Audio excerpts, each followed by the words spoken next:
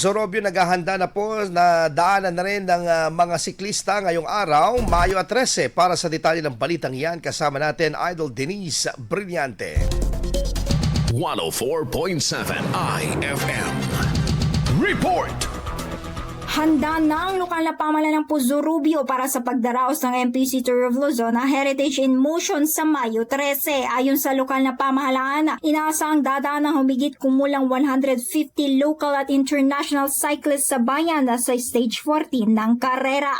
Bilang paghahanda, nagsagawa ng planning meeting ng mga kinatawan mula sa PNP, BFP, Tourism, Culture and Arts, RHU, Traffic Enforcers at Office of Civil Defense, kasama ang mga punong barangay ng Alipangpang, Rosario, Bobonan at Palakpalak. Plinano mga hakbang para sa seguridad at daloy ng trapiko at emergency response sa kahabaan ng Manila North Road na nadadaanan umano ng karera. Kaugnay nito, nakipag-ugnayan rin ang Department of Public Works and Highways sa mga barangay officials para sa pagkukumpuni ng mga nasirang bahagi ng kalsada bago ang event.